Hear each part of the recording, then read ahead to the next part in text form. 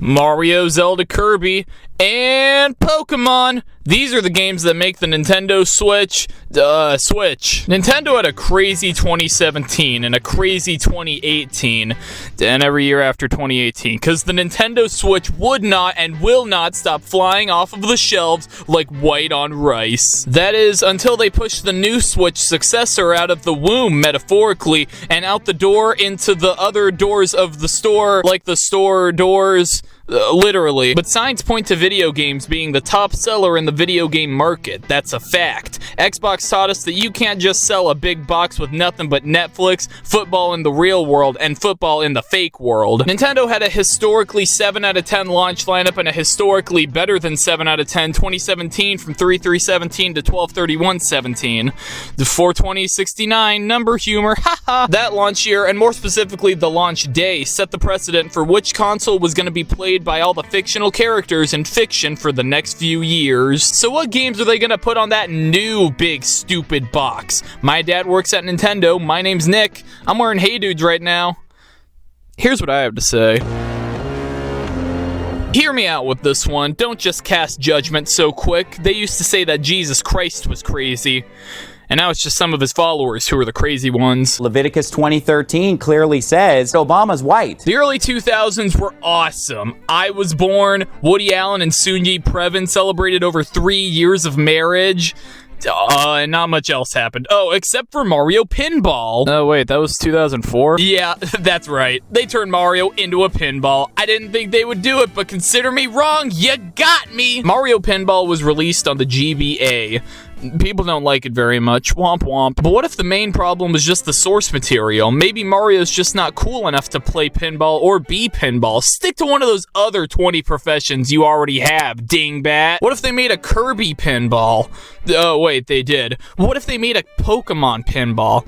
Oh, wait, they did. But what if they made a Metroid? Oh, wait, they did. But they never made Zelda pinball? Nuh-uh, no, they didn't, friendo. The Zelda franchise has had its fair share of spin-off games, but I look at all of them and I say, not enough spheres. Honestly, why hasn't Nintendo made a Zelda pinball yet? They clearly love making those kinds of games. They probably have a little man who sits in the corner of the office and he makes all the pinball games. They probably feed him club cracker crumbs in a big blue bowl and then he click-clacks away on his 1985 MacBook just typing up code. He loves pinball. Think of all the possibilities. You could travel through Hyrule Fields as a pinball. You could complete a dungeon, but the dungeon's like a pinball course. Maybe if you touch a rupee on the course, then you can collect it, and then you have a rupee in your inventory or something like that. These are just a few ideas off the top of my head. Maybe there could be a character named Pinballus Brimbus, who's like a goblin ball, and he's the bad guy, but then his son-in-law, Sprint Biggles Fritz, is like a good goblin, and he's the first male companion character in a Zelda game, because you know how the boys gotta try to break the glass ceiling after all. And guys, I don't think you're comprehending the big picture here. You get to hit Ganondorf with a pinball. You get to hit Ganondorf with pinballs. I'm trying to think of a more fun thing than that, and the list isn't like that long. I think an idea like this could win Game of the Year. Nintendo, if you want to win Game of the Year, do my idea. And also don't release a really good game the same year as a Baldur's Gate game, I guess. That's right, everybody. Mario Sunshine, Borat's favorite 3D Mario game, is finally getting the sequel it doesn't necessarily deserve, but it's gonna get anyway. They're gonna finally act on that 3-year-old picture of Mario with the watermelon. Most people lost hope, but not me. It was either hope or the love of my friends and family, and I kept a hold on to hope, and I never looked back. Mostly because I'm afraid of what I've left behind. Sunshine 2 was probably just delayed indefinitely. You know how Nintendo is with game releases. Every other time they announce a new video game, they're like, we hope you look forward to the inevitable delay of this game this summer. And then by summer, they make a video that's like, I never wanted to make this kind of video. But it's gotta be ready to release in 2025, alongside Beyond Good and Evil 2 and Half-Life 3. 2025 is gonna be the worst year in gaming. Oh my gosh. Delfino Island is back, and better than ever. This time, the shops are gonna sell graphic tees and Prime Energy drinks. And the best part, there's gonna be a new girl character for all the fans to fall in love with, because she's gonna sing a song and then everyone's gonna whine and moan about how she isn't in the next Smash Brothers game. If it ain't broke, am I right, Philadelphia?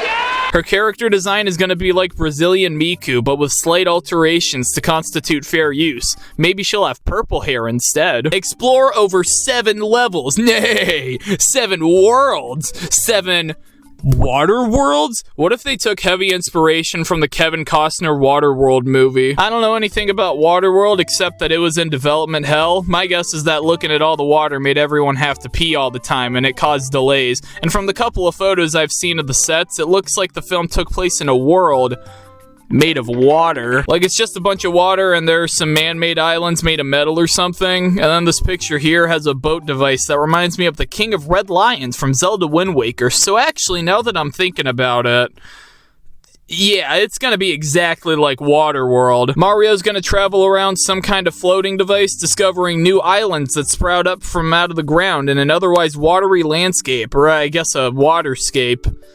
So basically, Nintendo's gonna repackage Bowser's Fury. Bowser's Fuhrer. Bowser is the Fuhrer, and we gotta stop him. Basically, Nintendo's gonna repackage Bowser's Fury and call it Mario Sunshine 2. And they're gonna put Brazilian Miku in there somewhere. SpongeBob, Megamind, Hannah Montana, and the Flintstones. What do these things have in common? Oh, and the Matrix. What do all these things have in common? Well, besides being my simultaneous dream and nightmare blunt rotation, all of these properties are video games that were eventually turned into movies and or TV shows. I messed up I messed it up! Licensed games based on movies, TV shows, and the Guinness Book of World Records organization used to be all the rage, like Neopets and the 2008 recession. But by around the beginning of the Switch generation, I think most of us noticed that those kinds of games are relics of the past, to put it mildly. And the way that I know that other people know that is because we would all be playing the Holdovers video game right now if it ever got made. I'm telling you, Ubisoft, it's easy money! But something you gotta keep in mind is that most trends operate like a pendulum, or like that ball thing that people have in offices. You know, like the big boss man sits Tim from accounting down to let him go for exposing himself at the Christmas party, and while he's crying and pissing himself, telling him about his family and how his wife and kids don't respect him and how he's on suicide watch, Mr. Boss doesn't give a damn. He's just staring at the metal balls, and he's like, hey, how does that happen? Where the ball from the right side hits the middle balls, and then the left side ball is the one that moves like that. What the hell?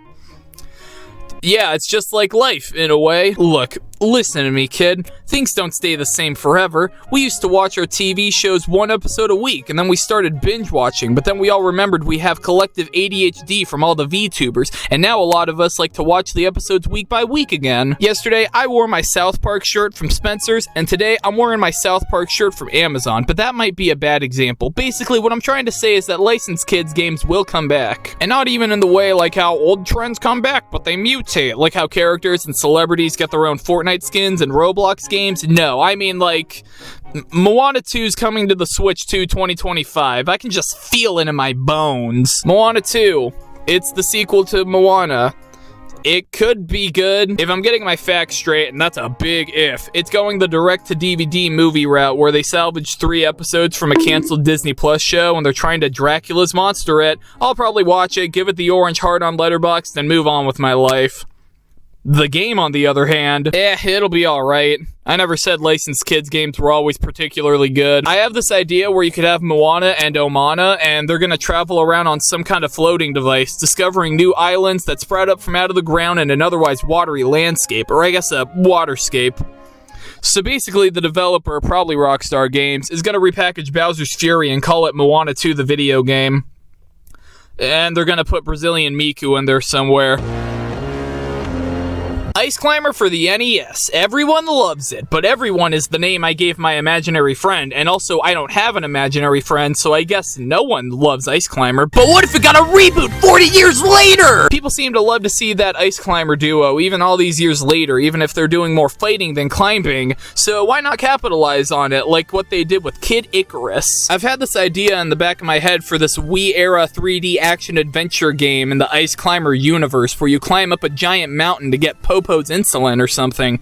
I don't know the lore. I wasn't there. I'm an early 2010s kid till I die. If anyone else played the Ice Age Dawn of the Dinosaur game for the Wii, I'm imagining something exactly like the snowy parts of that game, basically.